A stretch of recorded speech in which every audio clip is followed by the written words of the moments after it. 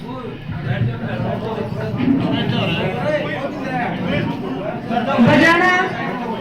कला गांव के मेरे बहुत ही सम्मानित बुजुर्गों, मेरे भाइयों, मेरी माताएं, बहनें, गांव का सरपंच हमारा भाई मेहर सिंह जी, पूर्व में सरपंच रहे मेरे बड़े भाई दीपचंद जी, सभी मेरे सम्मानित बुजुर्ग, आज आपसे आशीर्वाद लेने के लिए हमारे भाई देवेंद्र कौशिक जी आपके बीच में आए हैं और इन्होंने अपनी बात आपके बीच में रखी है। उससे पहले वक्ता रहे मेरे भाई आजाद सिंह नेहरा जी, वो भी आज आपके बीच में आए हैं। भाई नरेंद्र पार्षद हैं, भाई प्रदीप जी और हमारे पुखला से सरपंच मेरा भाई सोमदत्त जी, सभी सम्मानित है मेरे लिए। देखिए, पिछला 2019 का चुनाव आप सब लोगों के आशीर्वाद से आपने मुझे कामयाब किया था और आपने ही मुझे विधानसभा में भेजा था। और ये गांव वो मेरा प्रिय गांव है जिन्होंने हमेशा प्यार और आशीर्वाद मुझे दिया। यहाँ से हमेशा आप लोगों ने मुझे कामयाब करके भेजा, कोई बिचौलिया नहीं था, मैं सबसे सीधी जुड़ी हुई थी, सारे सीधे आप मेरे से थे, सब आप मुझे आशीर्वाद देते थे। आपके आशीर्वाद से ही मैं विधानसभा पहुंची थी और आपसे मैं वायदा करके गई थी कि कभी भी आपके मान सम्मान में कोई कसर नहीं छोड़ूंगी और आपका सम्मान बढ़ाने का हमेशा प्रयास करूंगी। और विधानसभा में पहली बार किसी एमएलए को बेस्ट एमएलए अवार्ड मिला, 90 के 90 एमएलए में, तो आपकी बहन को मिला, आपकी बेटी को मिला। और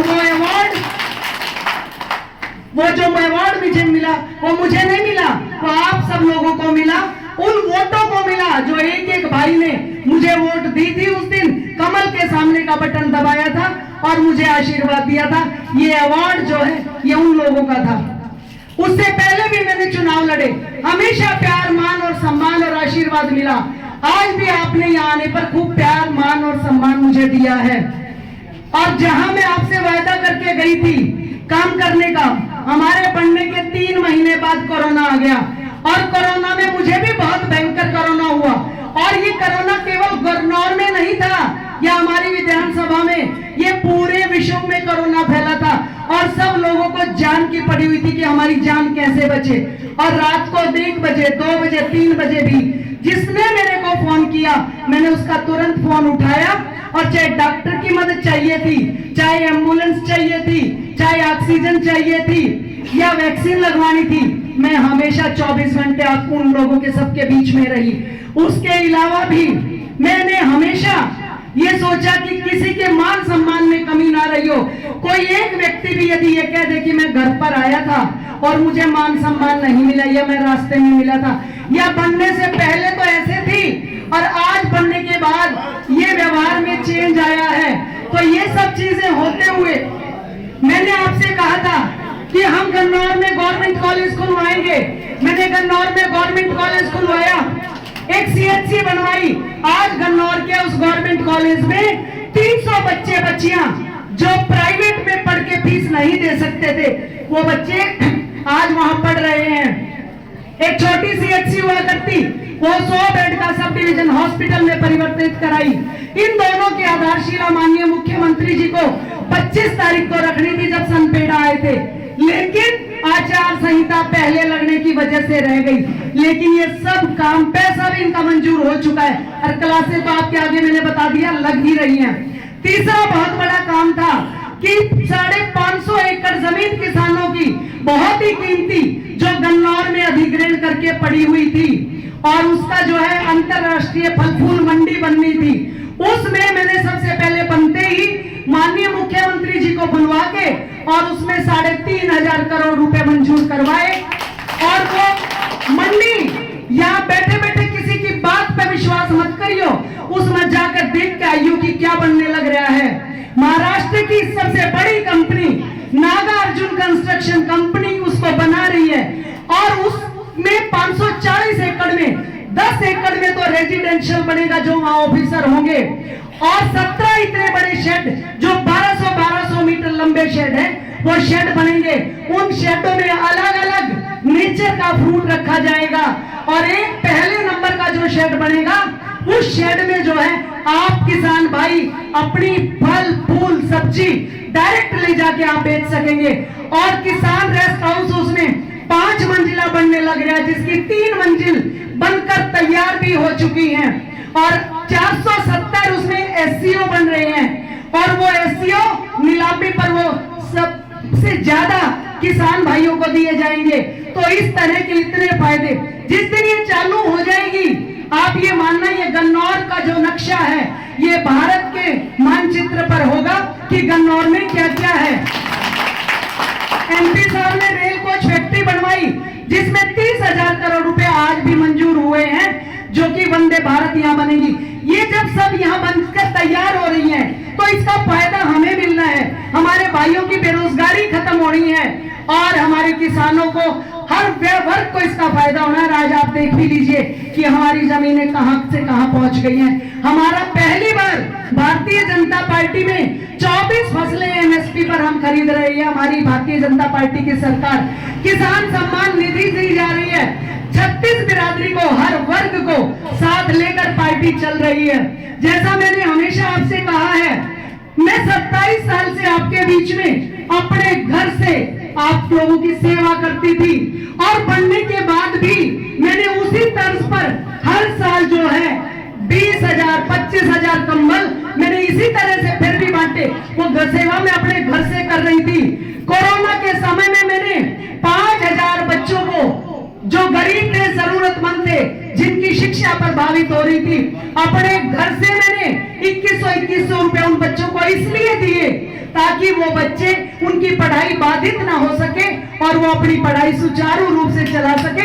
चाहे किसी को किताब की जरूरत थी या किसी को किसी फोन की जरूरत थी, हमेशा मेरे को कोई एक पैसे का भी यदि ये आरोप लगा दे कि मैंने इसके साथ क्या दुर्व्यवहार किया या एक पैसा कहीं से लिया, तो मैं जो हूं राजनीति छोड़ दूंगी। मुझे ऐसी राजनीति की जरूरत नहीं है। पहली बार एक ऐसा चुनाव आया है जिसमें हमारा एक भाई नुका है, आपका बेटा है, कि मेरी टिकट कट गई। आप सच्चाई ईमानदारी से ये बताना, टिकट कटी होगी तो आपकी बहन की कटी, आपकी बेटी की कटी, और जिसकी टिकट कटी है उसका सिर्फ वो दोष एक निकाल दिया। अब भाई मैं गुनाहगार हूं, जो वो मुझे कह रहा है ना कि गुलाम है, मेरा कसूर सिर्फ इतना है, अब मैं अपने धर्म पे खड़ी हूं, अपनी ईमानदारी पे खड़ी हूं, और मैं पार्टी के साथ खड़ी हूं, क्योंकि पार्टी ने टिकट जो है देवेंद्र कौशिक को दिया है। और मैं धर्म के साथ आपको कहती हूं, अगर यू टिकट आपके बेटे को इस गांव में दिया जाता तो भी आपकी बहन, आपकी बेटी इसी तरह उसके साथ खड़ी मिलती। लेकिन मर्यादा इतनी खत्म ना करे।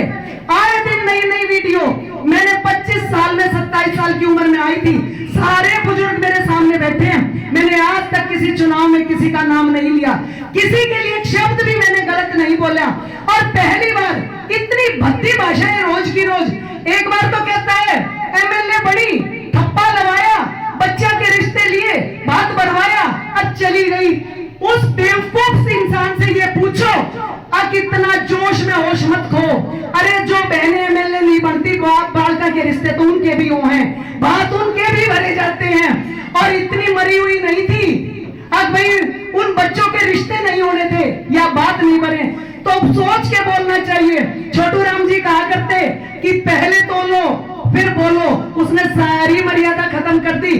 और जिस दिन आप फार्म भरवाने गए हुए थे, मुझे लगता है आपको मेरे से ज्यादा तकलीफ हुई होगी जिस दिन फार्म भरने के लिए भरवाने आप गए। किस लिए मेरे लिए इतना बुरा बोला? मैं चुनाव लड़ रही हूँ क्या? अरे जो चुनाव लड़ रहे हो, हमारे टक्कर तो मेरा लाग जाएगा, अपने बराबर के ठाटे का टकरा एक बार एहसास हो जाएगा। तो मेरे को इतना कमजोर समझ रहा है क्या? मेरे को हर बात का जवाब देना आता है, अभी इतनी कमजोर नहीं हूं। और अभी 2 दिन पहले गुम्मड़ गांव में खड़े होकर यूं कह रहे हैं नोटा के कोठे भर लिए, तहसीलदार पर चली गई। एक भी तहसीलदार को लाके खड़ा कर दे, अगर एक तहसीलदार, एक भी आदमी ये कह दे अब 1 रुपया भी किसी से लिया है तो मैं राजनीति छोड़ दूंगी। आपके माध्यम से एक और भी बात बताना चाहती हूँ, पूरे के पूरे 90 एमएलए में पूरे हरियाणा में एक आपकी बहन ऐसी थी जिसने पहली बार तहसीलदार को पकड़वाया, जो तहसीलदार 87 रजिस्ट्री विदाउट एनओसी कर रहा था। जैसे ही मैंने उसको पकड़वाया, दुष्यंत के पास महकमा था, मैंने दुष्यंत जी को फोन किया कि भाई ये तहसीलदार जो है लोगों को ठग रहा है, 200-200 रुपए गज लेकर इन रजिस्ट्रियां करता है और ये रोज इन गरीब लोगों का पैसा जो है लेके भाग जाता है।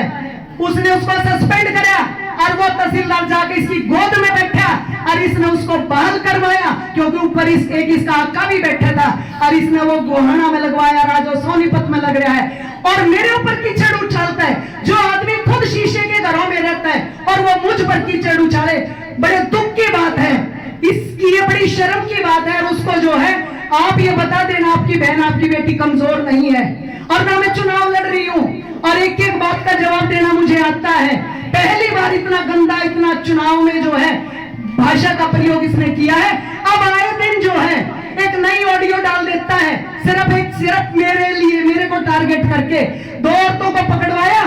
अब भाई पाछे इसने अपनी टिकट निर्मलता दे दी थी और अपनी वोट भी दे दी थी और ये एमएलए बनवा दी, तो इसके लिए कि इसका धर्म नहीं बनता कि इसका साथ दे।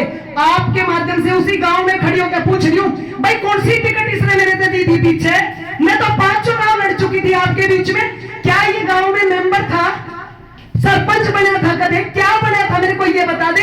इसने मेरे तक कौन सी टिकट दे दी? को रेल की टिकट थी, को मोटर की थी, को जहाज की टिकट थी जो इसने मेरे तक दे दी? कौन सी इसकी वोट थी जो इसने मेरे तक दे दी? तो ये सोच समझ के बोलना चाहिए। जो जिन जिन से ये बुलवा रहा है ना, मैंने उनकी भी एक एक की पहचान है और वो कल रात आके माफी भी मांग के गए। अब क्या करे, गलती करा दी इसने, कलवा दिया। मैं किसी से नाराज नहीं हूं, मैं आप लोगों का मान सम्मान करती हूं। मेरे दिल में दुख था, आप मेरे अपने थे, मैं गांव में थी, मैंने अपना दुख आपके आगे रख दिया और मुझे पता भी है कि आप सब मुझे समझते हो। आगे भी भविष्य में जिस तरह से आपकी बहन आपकी बेटी खड़ी रही है, ऐसे ही खड़ी रहूंगी। सबके मान सम्मान का जो ध्यान हमेशा मैंने रखा, उससे भी ज्यादा रखूंगी। कभी आपकी गर्दन नीची नहीं होने दूंगी, कभी भी। उसको भी बता देना, आज भी खड़ी होकर गांव में वायदा करके गई है, अब मेरे को शेखपुरे से भी ज्यादा प्यारा मेरा गांव बजाना है। और आपके मान सम्मान, आपकी इज्जत मेरी इज्जत है। आपकी इज्जत उछालने में उन्हें कसर छोटी नहीं, पर मेरी इज्जत है। मैं आपकी बहन हूं, आपकी बेटी हूं। और जो व्यक्ति बहन या बेटी का सम्मान नहीं किया करता, वो कभी जिंदगी में तरक्की कर भी नहीं सकता। और मैं तो हाथ जोड़ के भगवान से एक प्रार्थना करूं, हे भगवान, सिर्फ इतना ही देना जितनी मेरी औकात है, उससे ज्यादा मत देना, क्योंकि बहुत ज्यादा अगर रोशनी भी कहीं दिख जाए तो आदमी अंधा हो जाया करता है और वो सब कुछ भूल जाता है। तो मैं आप लोगों के बीच में आई, आपने इतना प्यार दिया, मान सम्मान मुझे दिया और जो है आपने इतने आराम से मुझे सुना। आप लोगों का तहे दिल से बहुत बहुत धन्यवाद। और एक बार यही फिर कहूंगी, मेरे भाई का एक एक वोट आप कमल के चुनाव चिन्ह के सामने का वोट बटन दबाकर मेरे भाई को कामयाब करना, विधानसभा भेजना। जो काम आपकी बहन बेटी नहीं कर पाई, हम अपनी पार्टी के माध्यम से आपकी पूरी सेवा करेंगे। हमारा भाई सवाया करके लौटाएगा, लेकिन फिर वही वायदा है, एक बार फिर आप लोगों का सर कहीं झुकने नहीं दूंगी। धन्यवाद। जय हिंद, जय भारत।